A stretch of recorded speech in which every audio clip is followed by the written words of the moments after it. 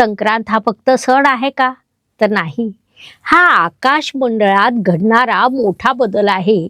त्यामुळे आज आपण या भागात संक्रांतीचं पौराणिक महत्त्व, ज्योतिषशास्त्र आणि सोबतच ग्रहांच्या व्यक्तीच्या जीवनावर होणारा प्रभाव अनुकूल होण्यासाठी काही उपाय समजून घेणार आहोत. सूर्यदेव उत्तरायण प्रवास सुरू करतात.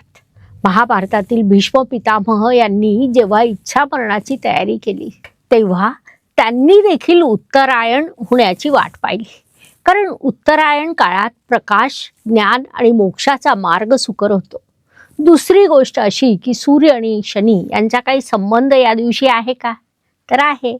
कारण संक्रांतीला सूर्य हा मकर राशीत प्रवेश करतो आणि मकर राशीचा स्वामी शनी आहे. सूर्य म्हणजे तेज, आत्मा आणि आत्मविश्वास, तर शनी म्हणजे कर्म, शिस्त, संयम आहे. म्हणून संक्रांत आपल्याला अहंकार कमी करा, कर्म वाढवा हे शिकवते. त्यासाठी हा सण एकमेकांशी गोड बोलून आपण साजरा करतो.